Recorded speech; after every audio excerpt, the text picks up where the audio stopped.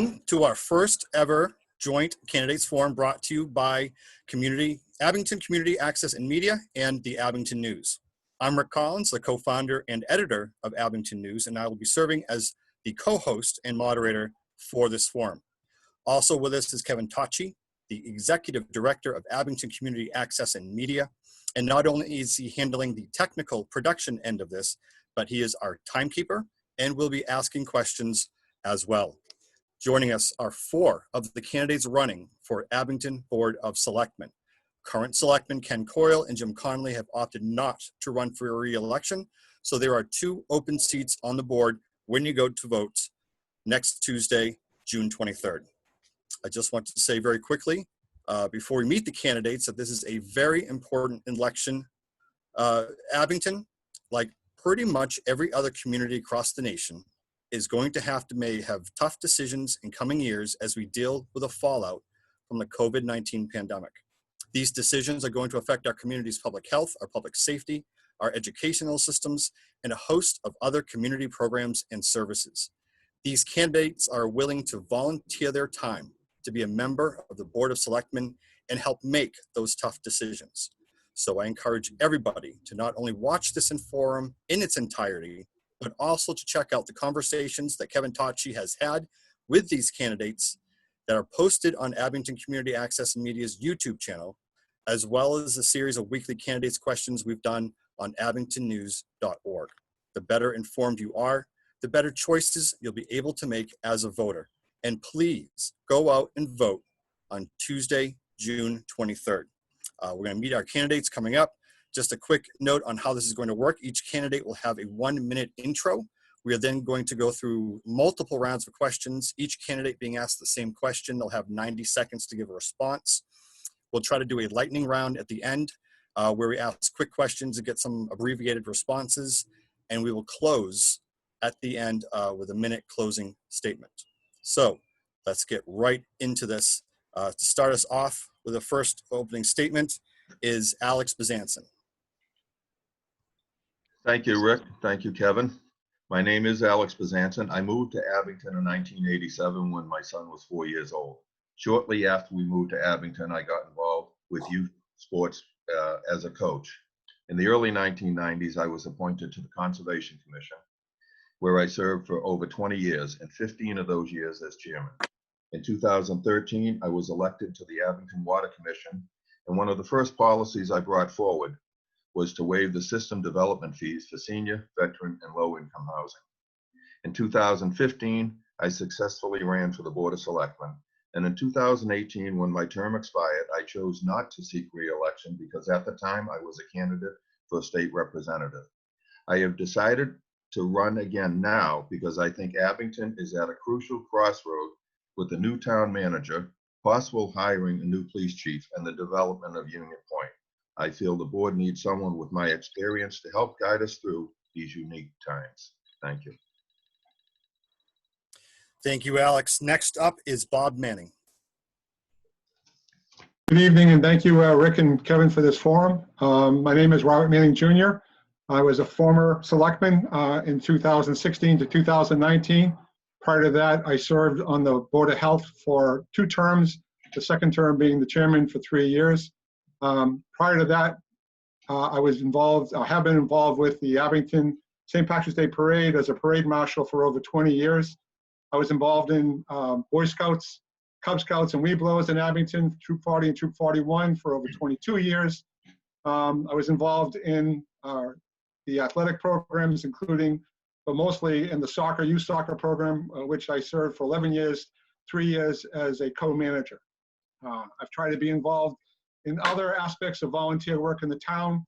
My interest in running for selectman again is I feel that I have a background in finance, I have a background in accounting. I've been working for the state of Massachusetts, both in the Commonwealth of Massachusetts Department of Revenue and currently in the Executive Office of Technology, Service, and Security. I like to bring my knowledge and my abilities to help the town going forward in the next 3 years as we face a lot of obstacles. And I feel that I have the skill set to help the town move along if possible. And I would appreciate one of your 2 votes next Tuesday on the 23rd. Thank you very much. Thank you, Bob. Next up is Susan Ferreira-Emery. Thank you. My name is Susan Ferreira-Emery, and I have been in town for a while as I was a band parent. I was a Boy Scout den leader mom. I have been an Abington Rotarian. Most recently, I've spent the last 6 years served on your Board of Health. As a Board of Health member, I learned many things. What I'd like to do is bring those things that I've learned to the Board of Selectmen. I would like to ask for one of your votes for Board of Selectmen this upcoming Tuesday. Thank you. Thank you, Susan. And finally, we have Thank Mike you. Kolodziej. Kevin, Rick, I want to thank you for hosting this. It's been pretty hard getting out there to the people. My name's Mike Kolodziej, been a resident. Me and my wife have lived here for about 10 years. I've been on the fire department for 7 years, proud union member of Local 2080. I've been a member of the Muscular Dystrophy Association committee raising money for MDA. I have also taught SAFE at the schools, teaching fire safety to all the schools and the preschools in town. Together, me and my wife, we've raised 6 kids. They're in all levels of the school right now, so we have a pretty vested interest in the schools. And honestly, this is my first big leap into politics. I have no political experience, just getting my feet wet, jumping into this. I do follow the meetings in town. I do follow the issues in town. And obviously, as a firefighter in town, I'm pretty well versed in what's going on. Other than that, I have no agenda. I just want to see the town thrive and grow. And I'd appreciate one of your votes on June 23rd. Thank you, Mike. And because I mispronounced your name, I'll ask you the first question first. We're going to start off on a positive note. What are the town's strengths? What does the town do well? And we're going to ask you the flip side in a second, but for now, stay on that main question. What are the town's strengths and what do you hope to help do? Mike. Okay, so I'd say the strengths are coming together when we all need to come together. You know, there's been many different events where, you know, there's been some tragedies, but the town manages to come together. And that's the biggest thing I love about Abington is that everybody seems to come together when it counts. And that would be my answer. Okay. We will go, Susan, same question for you. What are some of the town's strengths? What does the town do well? Our town has a wonderful sense of community, and yeah, and if you're down in town, you're not down alone and you're not down for long. We all lift each other up, and that is what I love about our town. Thank you. Thank Bob you. Manning will ask you the same question. What are the town's strengths? What's the town do well?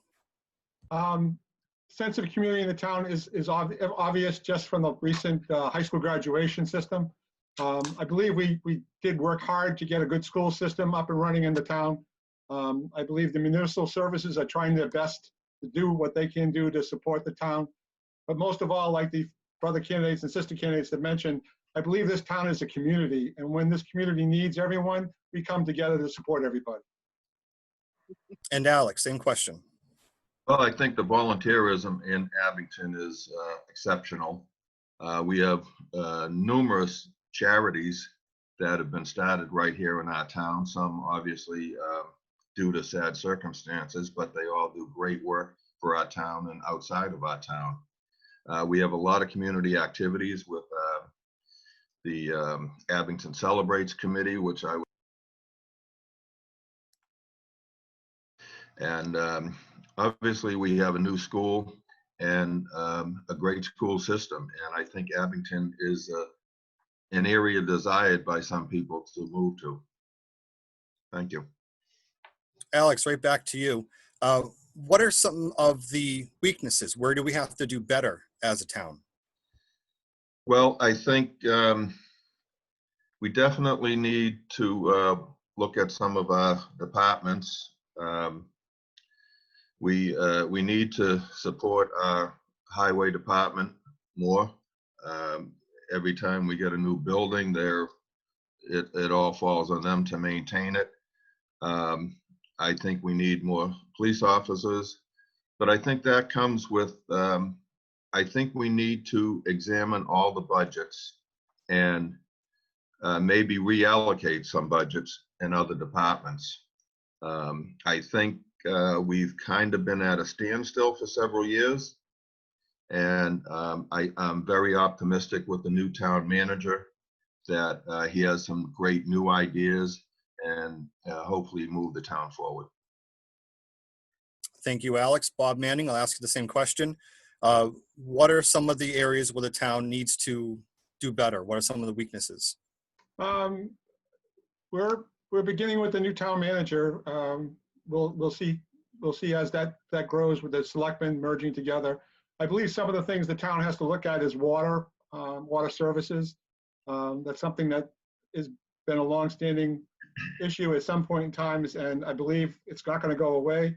We've been lucky in the short term working with Brockton to get sewage when we needed to get sewage, but the question becomes air-based development is pretty much been stagnant for many years, and I'd like to see something commercially move forward for the town of Abington as a tax base to get something out of the air base.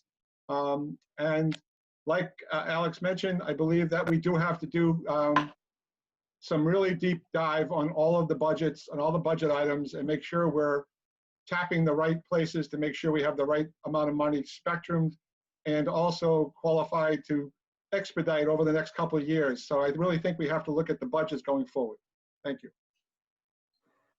Thank you, Bob. Susan, I'll ask you the same question. Thank you. I think communication, Abington News put this question to us last week about how to better communicate and such. And that made me look at that town website. And when I did, I noticed some improvements, but there is a little bit of room for improvement even still. Thank you. Okay, thank you, Susan. And Mike, finally, same question. Where are some of the areas that Abington needs to do better? Basically, what everyone else touched on, budget-wise, really looking at the money coming in, money going out, maybe looking up to sell some of the surplus land we have, some of the surplus schools, liquidate that. We could definitely use that money. And again, to touch on what Susan said, better communication, maybe a better website, not to put it down, but it is kind of hard to navigate, I found, even for someone that kind of has an idea of what they're doing on the internet. Okay, thank you, Mike. Thank you. Kevin, did you want to jump in with a question here, or? Yeah, let me jump in a question. Knowing that we've all endured COVID-19 since early March, a lot of things have suffered. Businesses have suffered, the town, the school department, the education that our children get. But we know that the federal government has assisted with the CARES Act. I believe that Plymouth County received $90 million from the federal government. Do you feel that the town of Abington should go after its share of that money?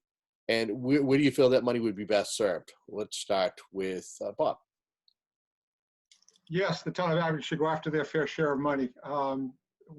Whatever funds are available to us, we should utilize those funds. And I think one of the first things we have to allocate without funding for is to modernize our electronic media skill set to get more information out, to allow the children to do online learning at a better rate than not that we had a bad system, but this has been a technology evolving as we've gone through the COVID-19 epidemic. There are more and more systems out there that are pre-programming efforts to get more lessons out to the students, more skill sets out to the students, and I believe that teachers could use some support and education to help them learn something about how we do online teaching to a better set. So I think that's where I would like to see some of that money go to. Thank you. Okay. Susan, same question. So yes, of course, I do believe that Abington should go for its fair share of funds available. But I'd like to look, I'd be more interested in seeing what they could do for our own little personal Abington Chamber of Commerce thing, as I would love for Abington to be a little bit more business friendly. On the Board of Health, we did have an awful lot of businesses that kind of slipped through our fingers, and I saw them as such potential for piggybacking and helping out other businesses so that we could all lift up. Thanks for the question. Okay. Alex, same question.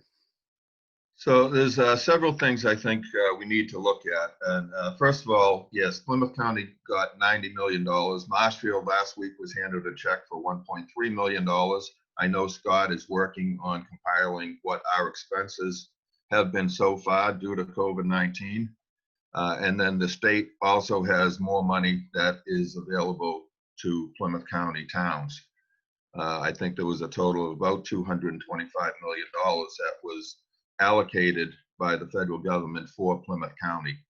So we definitely need to go after our fair share. I think the schools are not going to be as everyone is used to with schools. There's probably going to be more learning at home. So we need to do a better job with the students and the families and give them the help they need. I know several other towns have been getting grants for Chromebooks and other things, and I think we need to look at that. I'm sure the school has done some of that during this crisis. But I also think we need to build up our emergency management system here in Abington and be prepared when a crisis hits. And there are grants available through the federal government and the state for that. And I would like to pursue that. Okay. And finally, Mike, same question. Again, just to share an experience of mine, you know, I have several kids in the school. I also have a daughter at Norfolk Aggie. And real quick, obviously all the kids get laptops in the middle school and the high school here in Abington.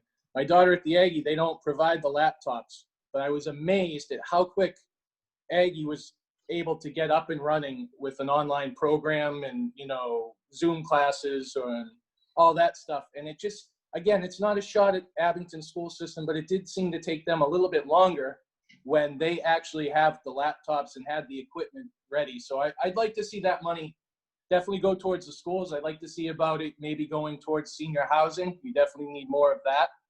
And one other thing I recommend is maybe developing a questionnaire for the residents, kind of see where they feel the money should go. And, you know, just, you know, question the town. The town can only run with the way the residents want it to run, you know? Great. Excellent. Back to you, Rick. So let's piggyback on the question Kevin just asked. And I think, Susan, I'll start with you this time. You had mentioned about some of the businesses in town. As a member of the Board of Selectmen, where do you think the town's priority should be in terms of next steps for how we respond as a community to COVID? And that could include public safety, it could include public health, it could include economic development. Where do you think the needs are going forward from here as we respond as a community going forward? Susan, do you have any thoughts? I do, actually, and thank you so much. On the Board of Health, which is where I've come from, there were a couple of things that we had to do, and we had to involve ourselves in. Emergency dispensary sites is one. And for example, as you just brought up with COVID, if all of a sudden there were to be a vaccination available, what we would do is we would need an emergency dispensary site. In our town, it's the high school. And we have to go in, see, you go in this way, and if you have somebody that's sick and has to be pulled out of the line, they would go into that room, and you would do these emergency dispensary site runs. And this is part of emergency preparedness, for which we've all on the Board of Health have to get certified in national incident management systems, and that's what we get to do. So they have a bunch of different ones. I've passed a bunch of them, but that would be the way to go for preparing for COVID for me. Thank you, Susan. Thank you. Bob, how about you? We'll jump to you next. With Susan's comments about the Board of Health, I think the Board of Health could use a little more stabilization to get things moving a little more progressively. I think the town needs to have some kind of emergency development, as Alex had mentioned, towards the epidemic, and especially in case we have another battle this fall. we also need to think about, as Susan mentioned, dispensaries for the antivirus if one is developed, and how we're going to get it out there. And we don't know how that's going to come at us, would be the state or for the federal government, and how that needs to be administered. So yes, I concur with her statement about that. I'd also like to see the police and fire get some more support on also being involved with dealing with the COVID virus going down the road. And if there's any other safety equipment we can provide them to do and handle this going forward, so that we are better prepared for a disaster like COVID-19 happening again in the future. Thank you very much. Thank you, Bob. Mike, same question to you. Where should the town be focusing its energies and efforts next regarding COVID? Honestly, to piggyback off the first two candidates, the COVID and the dispensary sites, and figuring out, a good solid plan. And again, getting the police and fire more involved, because we are the ones on the front line dealing with it. We'll be right there to help out in any way we can. And finally, Alex, same question. Well, I think the town has been meeting the department heads, the police department, fire department, and Board of Health. But I think that's something that's going to need to continue. And even after, if this COVID virus is eradicated with the vaccine or not, I think this is a wake-up call to the town of Abington and many other towns that we need to really look at our emergency preparedness. And that's something that we've fallen short on for several years. And I think that was evident a couple of years ago when we had that major power outage in March for 3 or 4 or 5 days, whatever it was. And it goes back to communication with Town Hall to update the citizens and update the website so that people can go there and know what's going on, know where the shelters are. And I think, like I said, I think it's a wake-up call that we need to continue what the department heads are doing now, but prepare for the future, whether it's a virus or whatever the emergency is. Thank you, Alex. For our next question, I'm reaching deep into our vault of questions for this one.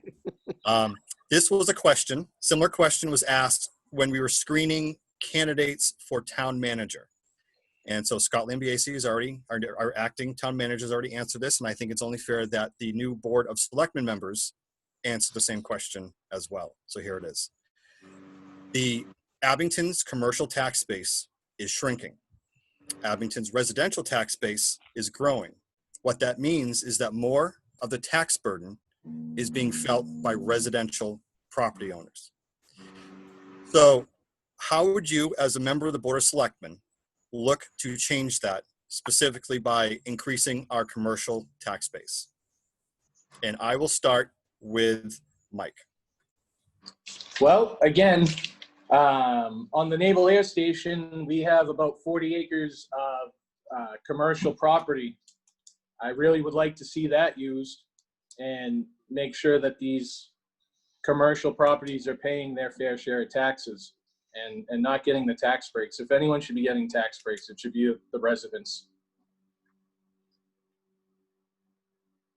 Okay, thank you. Alex, I'll come to you next. I think everyone that knows me knows I am a proponent of bringing commercial development to town. I was pushing for that when I was on the board before, and I will continue to push that. Abington needs a town planner, and I know it's not in the budget this year, but it's something that we need. We need to let people know that Abington is business friendly. And if the residents want their taxes to go down, we need to increase the commercial base. With Route 18 being redeveloped, with the new master developer at the Union Point, with the 123 corridor safety improvements that's coming through Old Colony Planning Council, we have some prime areas in this town that we need to attract commercial development. And with the commercial development, it will help offset the tax burden on the people of the town. Abington has about a 10% commercial base. I think it might even be less than that now. And that's nowhere near enough for a town this size. We need to increase our commercial tax base. Thank you, Alex. Susan, I'll come to you next. So in business and residential formulas, a resident puts $1 into the system and they take out like $1.25. A business puts $1 into the system and they take out 50 cents. So it just stands to reason that we do need more businesses. I would definitely, I have some plans on how to get some more businesses to come to town. And I would just leave it at that because I'll do that when I'm elected. Thanks for the question. Okay, thank you, Susan. Bob, you have the next response, which is Thank you. how would you address the economic development needs of the town? I strongly urge, as everyone else has, that we do need to increase our commercial database. I would like to see some form of commercial development at the airbase that included something that would be multi-tax based. And my thought process was something on a hotel with a small exhibition hall that could be utilized, which would bring in multiple trustee taxes, corporate taxes, and also provide jobs for the citizens of our town. That probably will need to also deal with some type of water and sewer basage in order to make that work, given the fact that the limitness of what we have on the bare base now. But I strongly believe that we have to move forward with commercial development on the basis, one of our primary areas.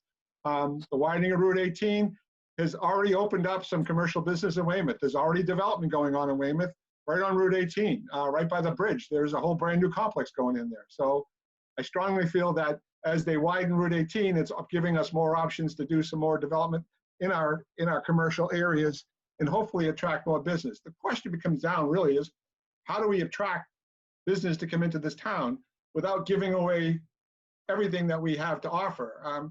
When we brought Stop and Shop companies, the Target companies, the Walmart companies in, we gave some tax credits out and tax bases out. And certainly we're in the position to do that, but maybe not as much or as long as. So I strongly believe that the town as a whole needs to work together to want to bring in commercial business and also not give away the whole pie. So it's going to be an intense effort by a multiple working group of people in the town to make sure we get the commercial base up and running. And to do that, we have to work together to get there. Thank you. Thank you, Bob. Kevin, I'm going to come back to you with a question of your own. Yeah, I was going to go in a different direction. I think I'm going to stay with some of the town stuff. I know there was a mention of hiring a town planner. Knowing that the town's finances are tight, especially because of COVID-19, and knowing that the budget forecast for the next couple of years is going to be a big question mark. Does the town, to your knowledge, have a grant writer on staff? And is that something that the town should seek?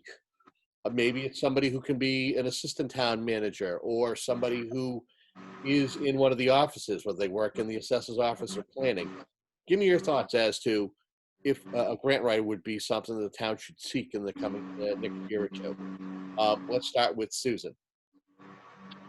So, I know that we have a new health agent, or fairly new. He's only been with us for a couple of years. But our health agent from the past, the town sent her to become a grant writer for her department. And I know that there's been talk about sending our new health director to the same courses so that he could write grants for his departments. And so that's as much as I absolutely know. So I have seen that other departments have written grants for themselves. So I'm assuming that they can go and learn how to write grants for their own departments, but I don't believe that we have an overall grant writer for all departments. And thank you for the question. Okay. Alex, same question. Should the town look to hire a grant writer, or at least maybe send one of the town employees to learn how to do grant writing to better help the town down the road? I think the town absolutely positively needs to hire a grant writer. This was something I tried to get the town manager to do in 2015, and it fell on deaf ears. We do, however, have several departments that seek out grants, and the fire department is one that does very well in getting grants. I think each department head should be trained on how to seek grants, but I think even if we had a part-time grant writer to help along, I think that we are missing millions of dollars. I hear these other towns get grants for notebooks and whatever, but Abington just is not doing it. And again, I'm hopeful and optimistic with the new town manager that we have some new blood in here, and hopefully that this is on his agenda too. But it will certainly be on my agenda if I'm elected next week. All right, Mike, same question. Grant writer, should the town look into hiring one? Thank you. I actually wanted to bring up what Alex said. On the fire department, we've actually received a lot of beneficial stuff, gear cleaner. We budget the safe training through grants. And the great part about being a firefighter is the Massachusetts Fire Academy provides all sorts of classes, and grant writing is actually one of those classes. And I know several of my coworkers have taken the classes. So I know it's possible to do it. I like Alex's idea of, maybe an employee, a current employee, send them off to do a class, send a couple of the employees off. If anything, it would help their resume down the road. But I definitely think a grant writer would be beneficial. Okay. Bob, same question. Grant writer. Thank you, Kevin. Yeah, I believe grant writing is an essential part of all town politics going forward. Unfortunately, like everything else, it becomes a budgetary line item. Hiring a full-time grant writer is great, but we need a grant writer that's going to help all of the departments. And to get that up, it's going to take more than just hiring a grant writer. We need someone that only can learn or has the skill set to do grant writing, but also has the skill set to train others, department heads especially, to do grant writing, so that all of our departments are reaching out to whatever benefits that are out there available to us to utilize it. And in any way, shape, or form within the town that has skill sets like the fire department or whatever that can be shared, I believe we should share them with all the departments and do some internal training. I am 100% supportive of grant writing. I believe that there are possibly some graduate students we might be able to grab on to give us a temporary helping hand. I know that the planning board has talked about hiring a grant writer in a town development area and possibly sharing that cost with other towns. So obviously there are options out there, and as Alex has mentioned, we have a new town manager, so it's time that we maybe, as a board of selectmen, step up to the plate and maybe look at our options to getting some assistance with grant writing for all of our departments. And maybe a grant writer is the way to go to get that kicked off. Thank you. Back to you, Rick. Bob, we're going to come right back to you.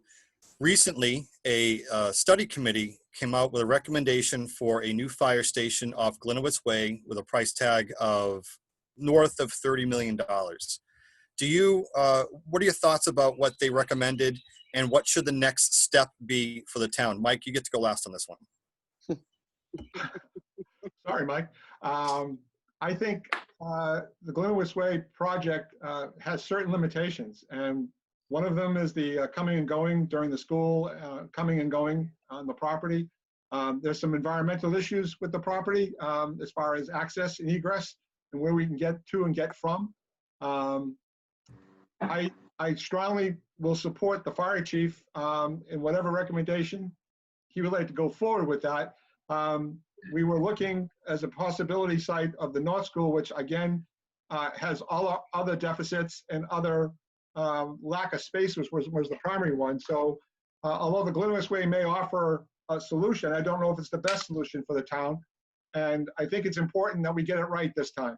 So I really feel that it's important that the board work with the town fire chief, work with the town planning board to make sure we put the fire station in the best position in the town to service all of the access points and to get a qualified space that's not going to cause us future damage down the road or cause us delays in responding to the fire emergencies. Thank you. Thank you, Bob. Alex, I'll ask you the same question about your thoughts about the recent fire study and what the next step should be for the town. Well, I'm definitely in favor of a new fire station. These men and women definitely need it, and they deserve it. However, I am not in favor of a new fire station this year. I think we're going to need to have several public meetings with input from the residents. I would like to see a plan that shows a second egress going out through Bedford Woods or Lowe's or over in that area. Glenowitz Way, we would have to purchase the land there. We don't own that land, so I think before we go any further, we need to find out if it's even feasible to purchase that. But we need a fire station, and I will support whatever the final plan is from the fire chief, because they're the ones that are working on it and they're the ones that know the ins and outs about it. But I think we need several public hearings before we go forward with it. Thank you, Alex. Susan, same question for you. So I support a new fire station. I don't know if this is the right year. I don't like it down at Glenowitz Way at all. Was it 2 weeks ago? We had the parade for the seniors going on and the rabies clinic going on, and there was a little car accident out on Route 18, and it was a big mess. So you just throw in fire emergency to that, and I just see that being a real serious problem. I don't like that there's no other way out. You guys call it an egress. I just don't like the idea of it. It's too many eggs in one basket. But thanks for the question. Right. And Mike, finally, same question for you. All right, bear with me, guys. So I totally agree. We need more public discussion. We're trying. It's tough right now with the COVID. As far as numbers and figures, they're all in the study. I urge everyone, the study's out there. I urge you to read it. It's long. It's a lot of pages, but I urge you to read it. It includes the reasons for the need of a new station. It searched all the possible locations in town. It even recommended the top 2 options and broke down the cost of both. This study includes contingency pricing. So, you know, the price is high. We get it. We understand it is. It's only going to go up if we wait much longer, because now you're going to factor in all the renovations we have to do to the current stations to keep the living conditions well. But that study includes contingency pricing on the site work, the demolition, electric, other utilities. It also includes the soft costs, because obviously we'll need equipment for the new station, furniture, radio equipment. And as far as the wetlands concerned, that was already factored in. It's supposed to have a limited impact to the watershed. And as far as the study, no wetlands were flagged. And to address the traffic issue, the short-term solution, would be that we control the lights. As soon as we get a call, we hit those lights and we clear out that roadway. The long-term is obviously establishing a private way and, again, not affecting any wetlands. And just to break it down for people, 30 million, it's intimidating, I get it. But to break it down by quarter, you're paying 300 to 400 per year. And if you, per year, 300 to 400. And if you break it down by quarter, it's about 75. So Time's up. We understand, but I urge you to read the study. All right. Thank you, Mike. It appears that when we go to town meeting next week, we are going to be asked to approve a budget that does not include layoffs, that does not include significant cuts in programs or services, that a town's financial situation is sufficient enough that we'll be able to get through the coming year, hopefully, prayerfully, okay. After that, we're not sure. So as a selectman, how would you approach this need to balance the budget with, not raising taxes or monitoring tax increases without cutting services, with doing all the things we have to do as a community? How do you prioritize all that? And Alex, we'll start with you. Well, I think, again, since the new town manager has been here, he's cut about $1.2 million from the budget that was handed to him. We have, I think, about 1.8 million, 1.4 million in free cash. And this budget that we'll be voting on next week is putting $1 million away in free cash. So I think we've done the right thing so far. We don't know what the future is going to be. We don't know what the impact is going to be from the cherry sheet from the state.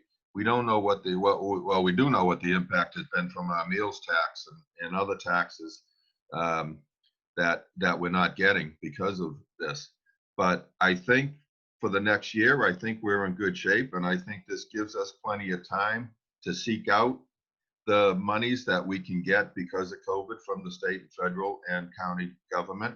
And hopefully next year at this point, we still won't even be talking about an override, because I don't think it will be necessary if we have well over $2 million in free cash.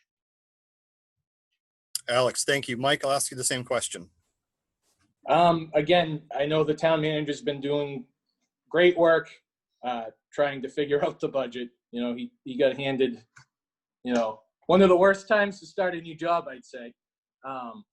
But just an idea for short term is, again, it's going to have to depend on where the new fire station goes. If we vote on a new fire station, whether it's Glenowitz or North School site, if North School site isn't used, like to see the North School and Center Schools both sold off.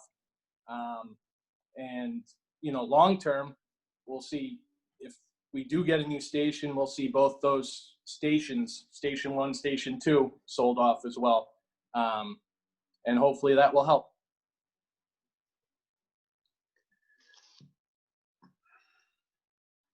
Mike, thank you. Susan, I'll come to you next. So this question does have a lot of variables to it. And I find it hard to deal with variables because you just don't know. I would be inclined to watch things very carefully. I don't want to make suggestions about anything too dramatic. I know what I would like to not do. I would like to not add to the meals tax. I would like, because I think that's in direct conflict with getting more businesses in town, and I think that would be the better way to go. So I'd be inclined to just monitor it very carefully. Thank you, Susan. And Bob, same question to you. Difficult, yeah. Where are we going to go? Well, the first quarter, most of the first quarter and into the second quarter, both state and local have had direct impacts on our trustee taxes, and will have a direct impact on what funding we get going down the road. I was wondering if Monday night I could propose doing a 1/12 budget as opposed to a full warrant budget for the year, that we took the budgets in a 12-month increment to see what would happen over the next 4 or 5 months until we get an actual resolution from the state about what kind of funding we're going to get, is to divide the budget for the next year by 12ths and handle it on a monthly basis going forward for the next 12 months to give us some sense of if we got hit too hard in any one area, especially with money from the state. As Alex said, there is money in the reserve fund, but I think we have to be very cautious even with that going forward, because I don't believe this is a 1 year, 1 term only thing. I think we're going to fall short potentially going forward, and we have to be prepared for that. So I think it's always better to be prepared for the future with some limitations set now. So one of the things I would consider is Monday night during the town meeting is proposed to take the budget, instead of as a whole for the year, is to divide it in 12ths. All right, Bob, thank you very much. Kevin, back to you. You're up. The recent death of George Floyd, an African-American man who died at the hands of a Minneapolis, Minnesota police officer, has brought with it protests and calls for reforms when it comes to policing practices, cuts in funding to law enforcement, reallocating funding when it comes to law enforcement. If elected, would you ever entertain the idea or be in favor of any changes regarding the Abington Police Department's operations or their funding? Alex, we'll start with you. I will never vote to defund the police department. And I hope that's very clear. I will never vote to defund the police department. However, I think I would like to take a look at their policies and procedures, and if they need some suggestions, some tweaking, I think that's what we need to do. But I think it would be a huge mistake to defund the police department, as several people around this country are asking. With that said, I just, Abington fortunately hasn't had any issues like that, at least that I'm aware of. And I don't think, and I know most police departments don't. This is a rare occurrence, but not to make light of it, I mean, it happens way too often. But in the scheme of things, in a town like Abington, I don't see that happening. And I hope we never see that in Abington. But I would like to look at their policies and procedures. And again, I would not vote to defund the police department. All right, same question to Mike. Would you ever entertain the idea for any changes regarding the Abington Police Department, whether it's their operations or their funding, or reallocate their funding as a selectman? To be honest, I work with those guys. I would never, ever, ever vote to defund anything, any part of their police program. I think what we need is criminal justice reform. I think we do need some police reform as far as, tightening up the rules of what's acceptable and what's not, and, making it more acceptable to tell your buddy, hey, knock it off, as opposed to just standing there. And also, I'd like to see more training in regards to the mental health and substance abuse.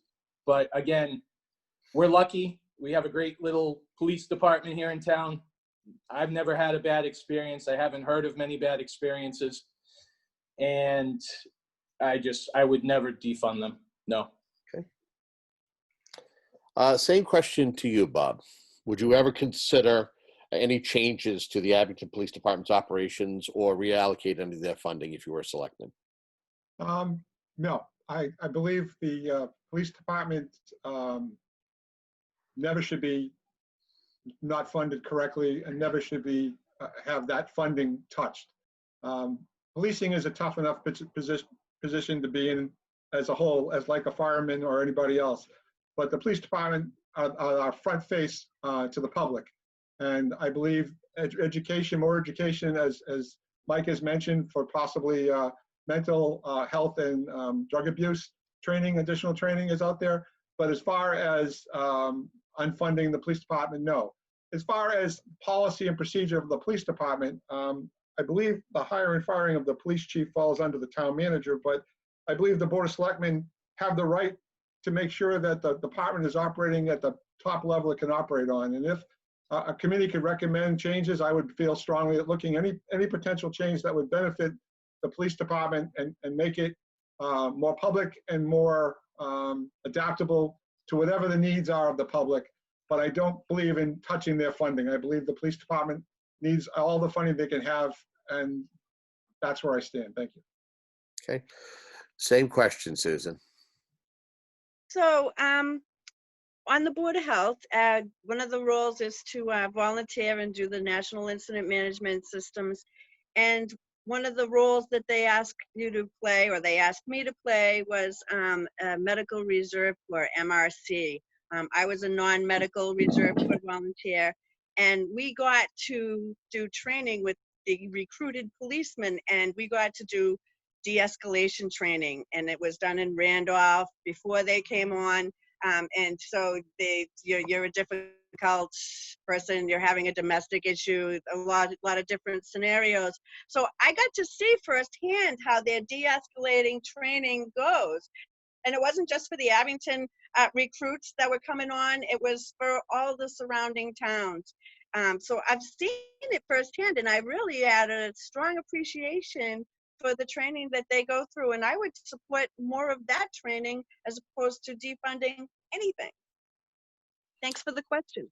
Yeah, and it's worth noting, Boston Mayor Marty Walsh was, the police department $400 million budget. He did allocate monies, so it's not like it's something that's not unheard of, that we did have a community here in the Commonwealth that did decide to defer some of the money. So I thought it was a worthwhile question to ask. Back to you, Rick. All right. Thank you, Kevin. Susan, I'm going to come right back to you. What personal strengths can you bring to the board that will help the board improve, work better, be a better service for the town? What are your personal strengths? Thank you for that question. So my personal strength that I think that I would bring to the board is I have an instinct. It's a funny thing, but it's whenever I'm asking a question, it seems to be like that's the thing that's coming up next. I ask a question about calendars. Oh, they're coming. They're at the printer. The calendars are coming out next. So I think that I would bring my instinct to the board, and it's always served me well, and I hope it serves the board well too. Thanks. Thank you, Susan. Mike, to you next. What are the strengths that you would bring to the board? My strengths are I get along with everyone. I have very few enemies, and I may not agree with you, but I'm willing to listen to your point of view, and I think we've gotten away from that. Not just in national politics, but I think even here on the local level, I think we don't listen to each other anymore, and I'm a good listener. Great, thank you. Alex, I'll ask you the same thing next. What are your strengths that you can bring to the board? Well, I think some of my strengths are I am a small business owner. My small business consists of myself and my wife. I've been self-employed for over 30 years. I know I've had many employees in the past. I know how to do budgets. I know how to handle the payroll. I know how to, handle employees. I've started a couple of charities. I think my experience in municipal government for nearly 30 years as a volunteer in the town of Abington. And I think I have a record of getting things accomplished. And I think that's my strengths. When I see an issue or if someone approaches me, as in 2015 when I was on the Board of Selectmen, two women, Sue McHugh and Lauren Sweeney, come to myself and another selectman and said, we want to do a dog park. So we got a committee together and we did a dog park. Abington needed sewer and we were stalled. So I went and I met with then Bill Carpenter, and I had several meetings at a couple right here in Abington, and finally convinced him that Abington was at a standstill and needed to move forward, and he gave us more sewer. So I think I have a record of that. I think my business, my charity, and my municipal government experiences are all my strong suits. Thank you very much, Alex. And finally, Bob, what are your strengths that you would bring to the board? Personally, my background in working for the state and working in the town, doing multiple charity events and also working in the Boy Scout environment, being on St. Bridget's Finance Committee for over 20 years, involving myself in various charities throughout the town, involving myself in town sports. I believe I'm accessible. Many a times when I was serving as a selectman, I'd be working in my front yard and people would pull over and get out and ask me questions, and I'm very approachable that way. I believe that communication is important, but I believe that being accessible to the people, if they have questions and try to respond to them, is something I'm willing to do. I'm willing to listen, and I'm willing to express my opinion. I may not always agree with you, but I'm willing to express my opinion. I'm willing to listen to your opinion and hopefully make the proper judgments. Thank you. Thank you, Bob. I have another curveball, but this one's for Kevin. Kevin, coming back to you for a question. Yes. I will ask the next question. When it comes to headlines, the COVID-19 pandemic has been the main focus since March. But prior to the pandemic gaining global attention, many communities in and around the Commonwealth, and I think around the country, were dealing with the opioid epidemic. What's your understanding of the situation? What needs to be done to further the fight against drug abuse and addiction? And we will go with Mike first. Thanks, Kevin. Honestly, I don't know the answer to that. I think if anyone knew the answer, we wouldn't have a problem anymore. I think more counseling, more mental health, more dual diagnosis places where people can get help with their addiction that they might have because of their mental health issues. And honestly, I'd like to see more programs in the schools starting from kindergarten up. I mean, it's never too young to learn. There's always different ways to even teach the younger kids about stuff. So honestly, that's what I'd like to see. Okay. Next up is Bob. Same question. What's your understanding of the opioid epidemic, where it's at, the situation, and what are some of the things you'd like to see done to further the fight, to make this something that is in the rearview mirror and not something that we're still dealing with? The opioid epidemic is an epidemic. There's no joke about it. It's present throughout the country, and it's present in our own town. I'd like to see more funding in the schools for more education in the schools.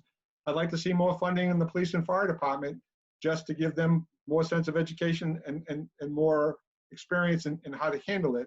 Because they're the ones that are out front facing it more than often than any of the rest of us. They're responding to it, or they're dealing with it, or they're arresting people for it. So, but I think educating our children is very important. I think educating the public is very important.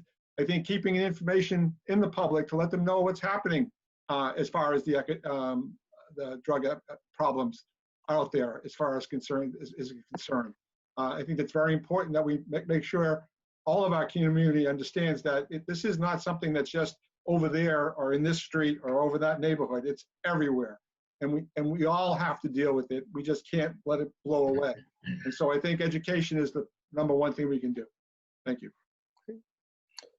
Susan, same question to you. What's your understanding of the opioid epidemic, and what are some of the things you think need to be done to further the fight on the local level? It's a huge problem. It's not just the opioid, it's addiction in general, because I think alcoholism plays into it too. My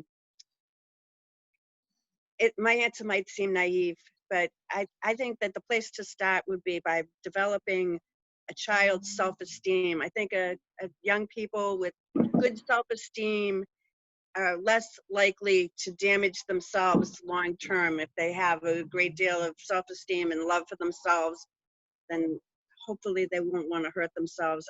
This is not an area of my expertise, but it's one that it really breaks my heart when I see a parent have to deal with addiction issues in their child and all that comes with it. It's very serious, I know. Thanks for the question. I wish I had a better answer. Okay. And finally, Alex, same question in regards to the opioid epidemic. Well, when I was first elected to the board in 2015, a friend of mine invited me to a opioid forum. I believe it was down in Kingston or Duxbury. And I went to that meeting, and it really opened my eyes. I came home from that meeting and I said to Lisa, we need to do something about this. And so we formed the Abington Substance Awareness Coalition, which is a private nonprofit.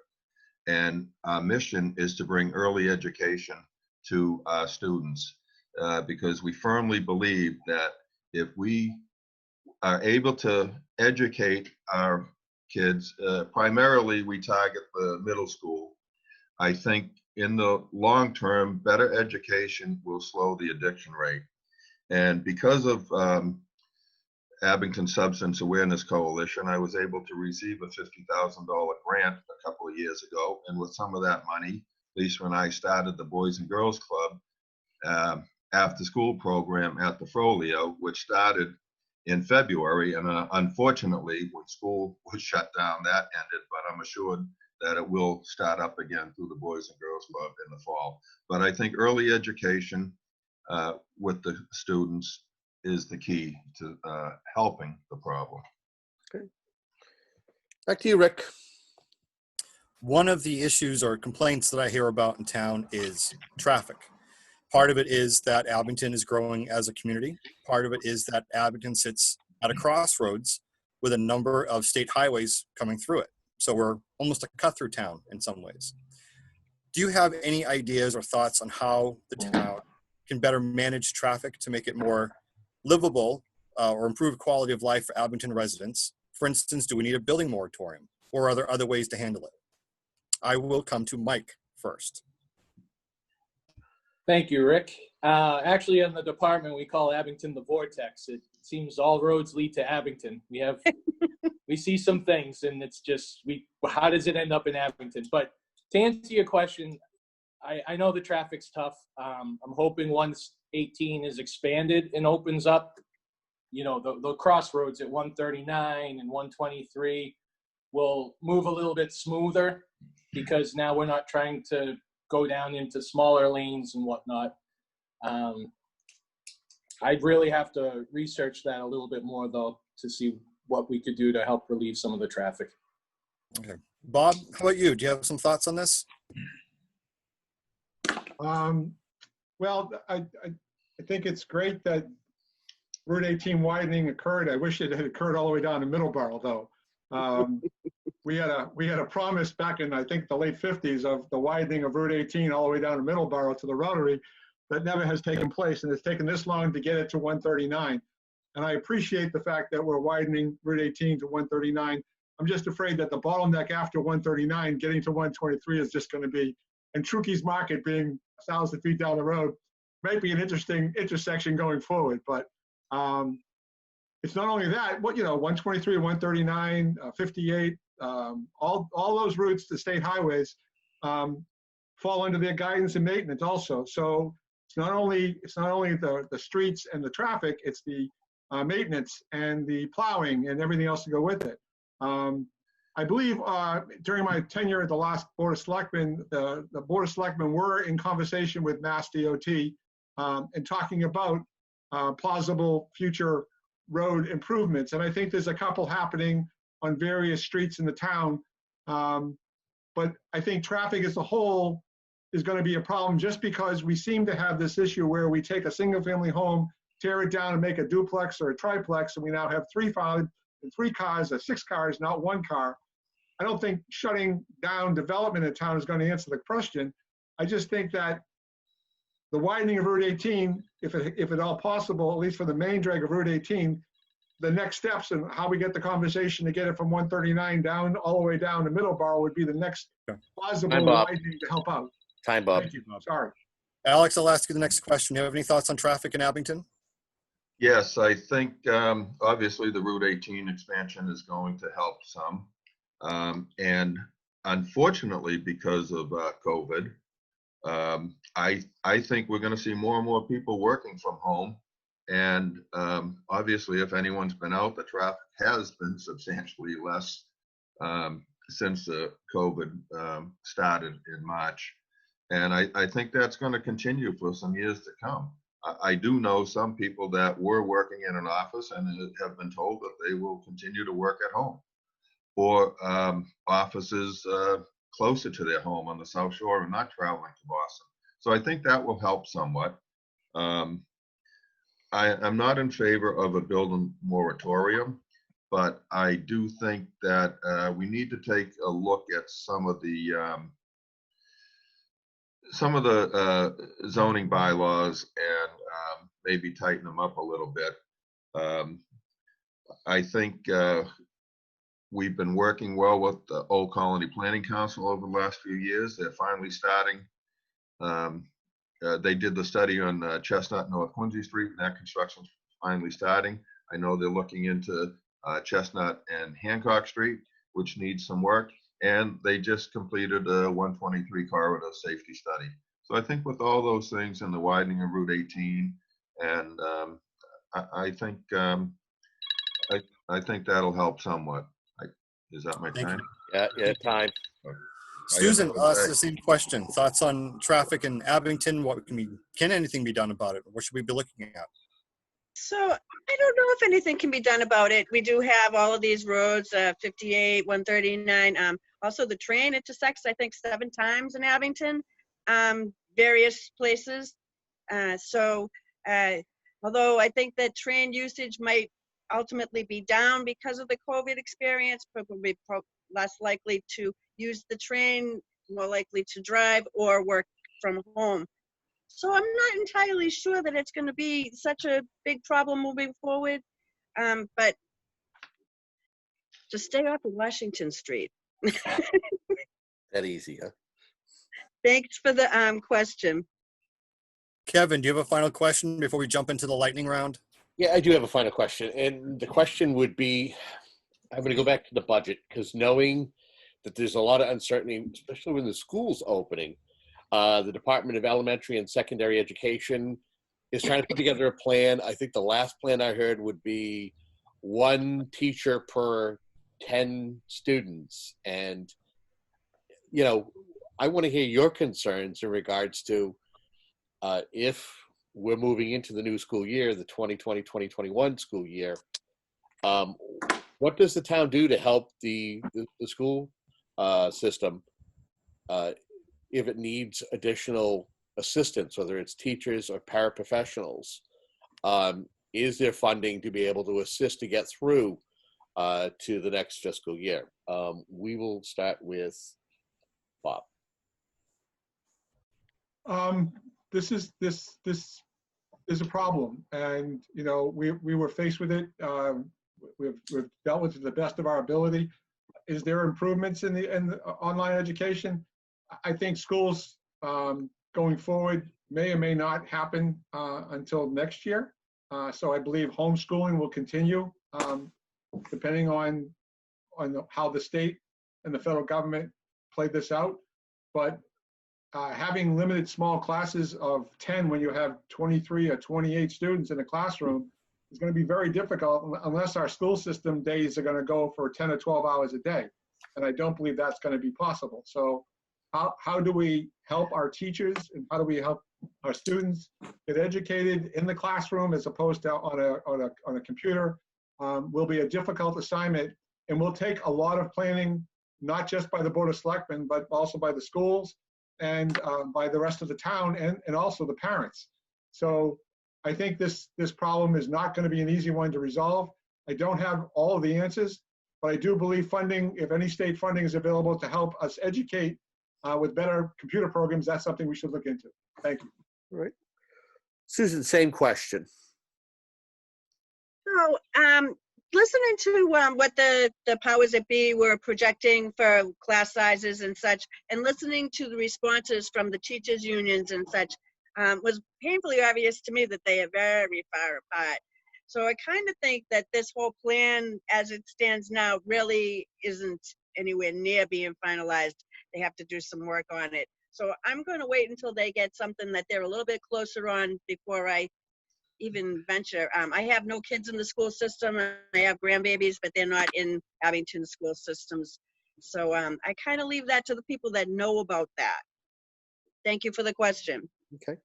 Alex, same question. Well, it's hard to speculate because we don't know what school's going to look like come August or September. But I think it goes back to seeking the COVID money that's out there. We're not the only town in this situation.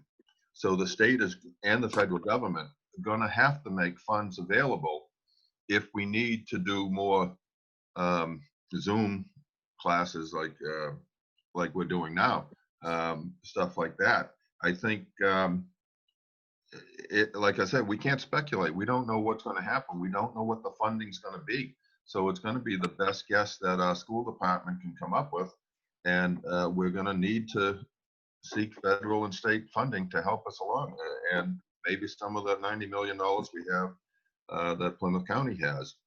But I think the so-called new normal is going to be more homeschooling for the foreseeable future. And that falls on a lot of parents too. And some of these kids don't have great home lives. So, I mean, that affects them, and these kids are falling behind. It's a very, very tough situation, but we're going to need to fund whatever we need to fund in order to continue the education. Okay. Mike, same question, sir. Just speaking as a parent and not knowing about other stuff, I really believe the state plan is really unrealistic. I really hope they take a good hard look at the numbers over the summer and maybe come up with a better plan, work with the teachers union. I read a good piece online the other day. I'm sure you've all seen it, you know, what a classroom's going to be like these days. And it's, you know, Billy, stop snapping Susie's mask, and Johnny, stay away from Sally. And, you know, if anyone that has kids knows that half the things they recommend are unrealistic. So what do you do? Again, I don't know. I would reach out to the school committee, see some of their recommendations, what they're hearing in their little circles. And as far as, funding, again, it just goes back to, like Alex said, making sure we get our share of that 90 million. Okay. Back to you, Rick. All right. So that wraps up our long form questions for the forum. And we're going to move into what we call our lightning round, which are a little bit more fun questions with hopefully brief responses. We're thinking at the most a sentence or two.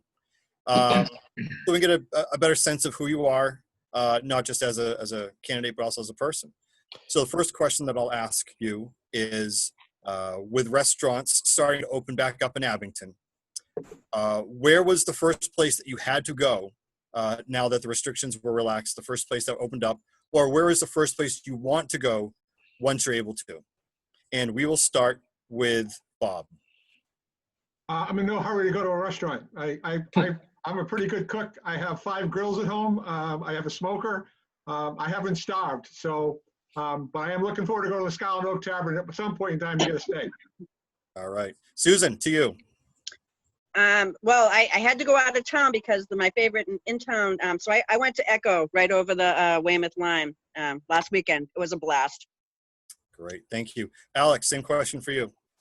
The first time we went out was last Friday night, and we went to Tresca in Boston because Abington wasn't set up yet. But I am looking forward to trying some of the Abington restaurants. And Mike, to you. Hands down, Mia's.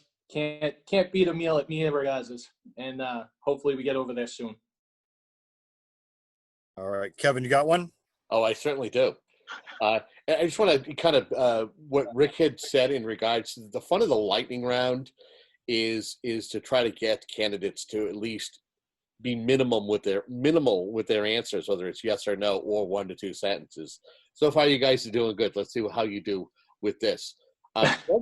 One thing that you'll stock up on if there's a second wave of COVID-19. Let's start with Susan. But I'm so sorry. I didn't hear the question. What would I stock up on? Oh, yeah. During the first wave, it was toilet paper and other fun things like that. What would you stock up on this time? Hydrogen peroxide. Okay. Alex? I'd stock up on flour and yeast. I didn't know there was such a shortage. And me being a pizza boy, I couldn't make my own dough. So I will definitely stock up on flour and yeast. Okay. Mike, same question. It's me and my son in a house of 5 other girls, so I'd have to say toilet paper, hands down. Never want to run out of that. Okay. Bob? Hand sanitizer. I'm still looking for it. Okay. Rick, do you have another one? I do. What's your favorite part of town to look at?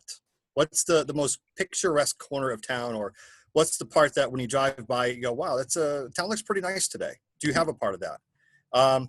Alex, we'll go to you for this one. Definitely Island Grove.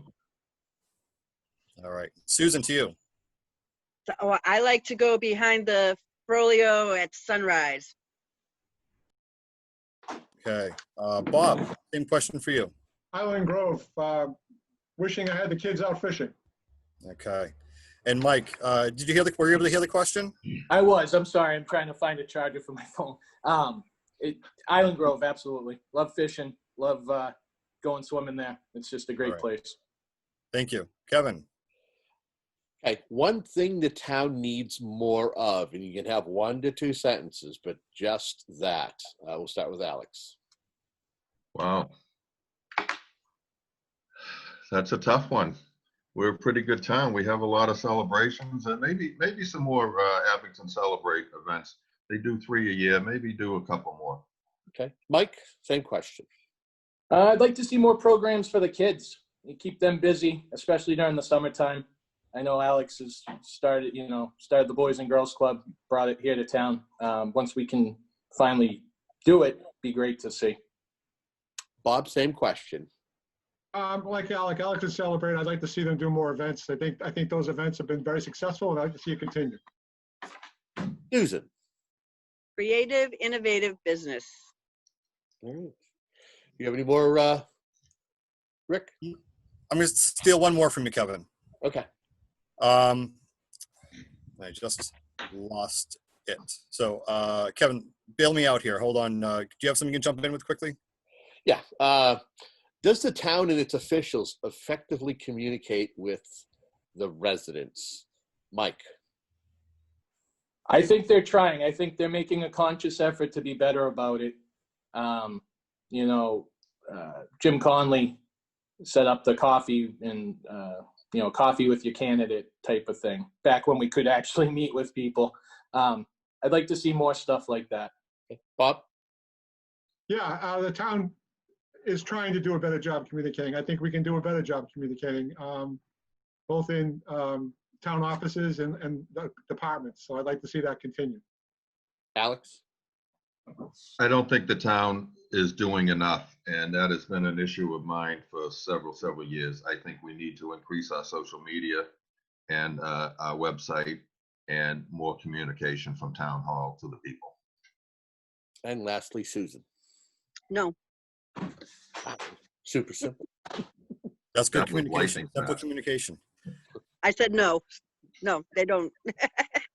Final question for me for the lightning round. While we have been stuck at home for the most part, what have you missed most about, you know, pre-COVID life? What is it? Is there an outing, something that we used to do? What change has impacted you most, I would say? And we will start with Susan on this one. Oh, I miss going out. I miss seeing people. I'm a people person, and I really miss looking in people's eyes. I miss shaking hands. I miss that. Okay, A thank lot. you. Mike, same question to you. Yeah, what Susan said, human contact, giving someone a hug, shaking their hands. That's what I miss. Alex? I miss the social life, the restaurants and the bars in Abington, and just seeing all the townspeople. All right. And finally, Bob. Social set. I miss my friends. I miss the weekly gatherings. I wish we could do it better, and I wish I could cook for more people. All right. Yeah, that's Thank fine. you very much. That ends our lightning round. We are now going to move to closing statements. Again, you will have 1 minute to make a closing statement. And according to my notes, Mike, you have the honors. All right. Again, thank you guys for having this. And once again, Mike Kolodziej, been an Abington firefighter for 7 years. Been in the town for 10 with my wife. Kids have been through the school system. I have no agenda other than to see this town continue to thrive and grow. And appreciate one of your votes on June 23rd. All right. Thank you very much, Mike. Next up is Susan. 1 minute. First of all, I'd like to say thank you to Abington Cam and to Abington News for putting this on. Second, I'd like to say thank you to the guys. We were talking before, we are all sharing this experience together. I am elected. I would love to work hard and be honest for the Abington residents. And finally, if you want to know anything more about me, please visit my Facebook page, Susan Ferreira-Emery for Abington Board of Selectmen. Thanks. Thank you, Susan. Bob, you have 1 minute. Thank you. I am Robert Manning Jr. I'm a candidate for selectman. I'm asked for one of two of your votes next Tuesday, the 23rd. I wish all my fellow candidates success. Whoever is chose best by the town and the community, I will support them in any way I can. I want to thank Kevin and Rick for sponsoring this out today. I think it's a benefit for the town and the townspeople. I appreciate everyone who's running, and I just wish hopefully all the citizens will come out and vote. Please come out and vote next Tuesday, because we're eager to support you, and whoever you feel is best supporting you, please come out and vote for us, and I would like to get one of your two votes. Thank you very much. And Alex, 1 minute for your closing statement. Thank you. I'd like to thank Abington News and AbCam for hosting this forum. I think with this election, it is extremely important to elect someone with a proven track record and experience. I have both. When I was on the board in 2015, I was the one that finally convinced the mayor of Brockton to increase Abington sewer capacity. I was the one that formed the Abington Substance Awareness Coalition. I was the one that pushed for the stretch code, which is an energy conservation code. And with that, we became a green community and received a grant of $164,000. I was one of the selectmen that formed the dog park committee and built the dog park with grants and donations. I have the knowledge and experience to keep moving Abington forward. Please vote on Tuesday or prior to Tuesday at Town Hall. And for more information about me, please check out my Facebook page, Alex Bezanson for Selectmen, or visit my website, alexbezanson.org. And my cell phone number is 781-953-1236. Thank you. Thank you very much to each of the candidates. Kevin Tachi, thank you very much for helping coordinate this and working on the technical end of it. As someone who's been in your seat, I know what it's like to run for office, and I know all that you've sacrificed and what you've had to do to get here. So thank you for doing this on behalf of the community. For everybody watching, I hope you will again check out the conversations Kevin Tachi has already had with these candidates, as well as the Q&As that we've done on abingtonnews.org. Finally, please, please, please go and vote. Polls will be open Tuesday, June 23rd from 8 a.m. to 6 p.m. We are all voting at Emerald Hall. So if you have any questions, please feel free to reach out to these candidates or to Kevin and myself. Again, thank you very much for watching this.